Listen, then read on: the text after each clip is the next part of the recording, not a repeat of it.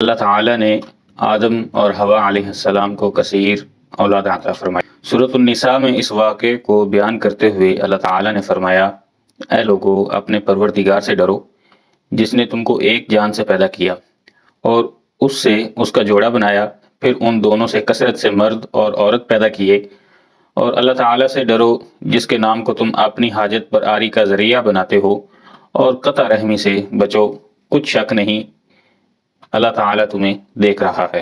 جب اللہ تعالیٰ نے آدم علیہ السلام کو پیدا فرمایا تو آپ کی پشت پر ہاتھ پھیرا، تب قیامت تک پیدا ہونے والی ہر جان آپ کی پشت سے ظاہر ہو گئی۔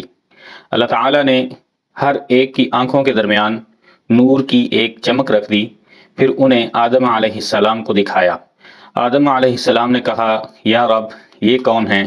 اللہ تعالیٰ نے فرمایا، یہ تیری اولاد ہے۔ آدم کو ان میں سے ایک آدمی نظر آیا جس کی پیشانی کی چمک آپ کو بہت اچھی لگی۔ فرمایا، یا رب یہ کون ہے؟ اللہ تعالیٰ نے فرمایا، یہ تیری اولاد میں آخری زمانے کی قوموں میں سے ایک آدمی ہے جس کا نام داؤد علیہ السلام ہوگا۔ فرمایا، یا رب تو نے اس کی عمر کتنی مقرر کی ہے؟ اللہ تعالیٰ نے فرمایا، 60 سال۔ حضرت آدم علیہ السلام نے فرمایا کہ میری عمر میں سے 40 سال اسے اور عطا فرما دے۔ جب آدم علیہ السلام کی عمر مکمل ہوئی تو موت کا فرشتہ آ گیا۔ انہوں نے فرمایا کہ میری عمر سے 40 سال باقی نہیں؟ فرشتے نے کہا کہ وہ آپ نے اپنے بیٹے داؤد علیہ السلام کو نہیں دیے تھے؟ آپ نے انکار کر دیا، تب سے آپ کی اولاد میں بھی انکار کی عادت آ گئی۔ آدم علیہ السلام بھول گئے اور آپ کی اولاد بھی بھولنے والی ہو گئی۔ اللہ تعالیٰ نے اولاد آدم سے نعمان یعنی عرفات کے مقام پر عہد لیا۔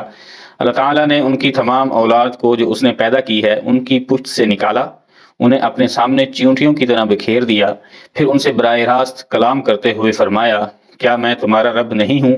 انہوں نے کہا، یقیناً ہے، ہم گواہی دیتے ہیں۔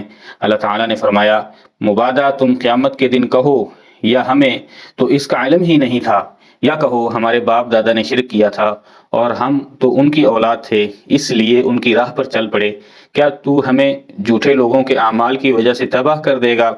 حضرت آدم علیہ السلام کے ہاں ہر بار ایک لڑکا اور ایک لڑکی پیدا ہوتے تھے، اور انہیں یہ حکم تھا کہ ہر لڑکے کی شادی دوسرے لڑکے کے ساتھ پیدا ہونے والی لڑکی سے کریں، اور دوسرے کی شادی پہلے کے ساتھ پیدا ہونے والی لڑکی سے کریں، یعنی اس لڑکی سے شادی کرنا جائز نہیں تھا جو لڑکے کے ساتھ پیدا ہوئی تھی۔ آدم علیہ السلام ہر لڑکے کی شادی کسی دوسرے لڑکے کے ساتھ پیدا ہونے والی لڑکی سے کرتے تھے۔ قابیل نے قابیل کی بہن سے نکاح کرنے کا ارادہ کیا، اور قابیل کی بہن زیادہ خوش شکل تھی، چنانچہ قابیل نے چاہا کہ اس کی شادی حابیل کے بجائے خود اس سے ہو جائے۔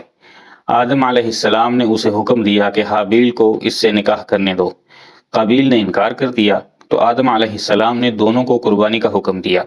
حابیل بھیڑ بکریاں پالتا تھا، اس نے ایک موٹا تازہ جانور قربان کیا۔ حابیل نے اپنی کھیتی میں سے نکمی فصل کا ایک گٹھا قربانی کے طور پر پیش کیا۔ آسمان سے آگ اتری، اس نے حابیل کی قربانی کو کھا لیا لیکن قابیل کی قربانی کو چھوڑ دیا۔ اسے غصہ آ گیا، اس نے کہا، میں ضرور تجھے قتل کر دوں گا تاکہ تو میری بہن سے شادی نہ کر سکے۔ حابیل نے کہا، اللہ تعالیٰ پرہیزگاروں سے قبول فرماتا ہے۔ ابو جعفر رحمۃ اللہ علیہ نے فرمایا کہ جب وہ دونوں قربانی دے رہے تھے تو آدم علیہ السلام بھی موجود تھے۔ انہوں نے دیکھا کہ حابیل کی قربانی قبول ہو گئی ہے، قابیل کی نہیں ہوئی۔ تب قابیل نے آدم علیہ السلام سے کہا، اس کی قربانی اس لیے قبول ہوئی ہے کہ آپ نے اس کے حق میں دعا کی تھی اور آپ نے میرے حق میں دعا نہیں کی۔ اس کے بعد قابیل نے تنہائی میں حابیل کو دھمکی دی۔ ایک رات حابیل کو جانور چراتے ہوئے واپس آنے میں دیر ہو گئی۔ آدم علیہ السلام نے اس کے بھائی قابیل کو بھیجا کہ جا کے معلوم کرے کہ اسے کیوں دیر ہوئی ہے۔ وہ گیا تو اسے حابیل مل گیا۔ اس نے کہا، تیری قربانی قبول ہو گئی ہے، میری نہیں ہوئی۔ اس نے کہا، اللہ تعالیٰ اہل تقوی سے قربانی قبول فرماتا ہے۔ حابیل کو غصہ آ گیا، اس کے پاس کوئی لوہے کی چیز تھی، اس نے وہ مار کر حابیل کو قتل کر دیا۔ بعض علماء نے فرمایا ہے کہ حابیل سو رہا تھا، قابیل نے ایک بڑا پتھر اس کے سر پر مار کر اس کا سر کچل دیا۔ بعض علماء نے فرمایا اس نے زور سے اس کا گلا گھونٹا اور درندوں کی طرح اسے دانتوں سے کاٹا جس سے وہ فوت ہو گیا۔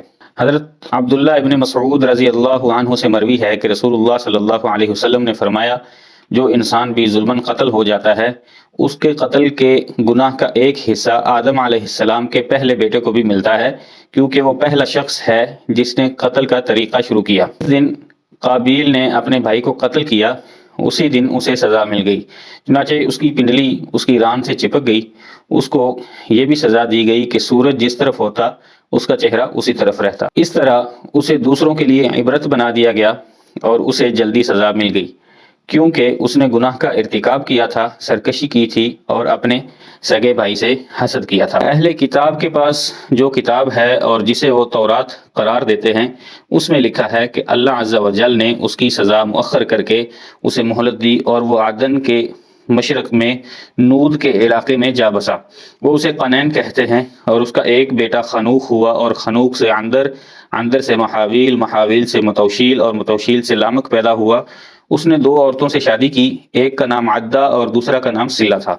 عدہ کے ہاں ایک بیٹا ابل پیدا ہوا۔ سب سے پہلے اس نے خیموں میں رہائش اختیار کی اور مال جمع کیا۔ اس کے ہاں نوبل بھی پیدا ہوا، اس نے سب سے پہلے بین اور بانسری بجائی۔ سلا کے ہاں ایک بیٹا پیدا ہوا، اس کا نام توبلقین تھا۔ سب سے پہلے اس نے تانبا اور لوہے کی چیزیں بنائی، اور اس کے ہاں ایک بیٹی ہوئی جس کا نام نعمہ تھا۔ اس میں یہ بھی مذکور ہے کہ آدم علیہ السلام اپنی زوجہ محترمہ کے پاس گئے تو ان کے ہاں ایک بیٹا پیدا ہوا۔ حوا علیہ السلام نے اس کا نام شیث رکھا اور فرمایا اللہ نے مجھے حابیل کا نعم البدل عطا فرما دیا ہے جسے قابیل نے قتل کر دیا تھا۔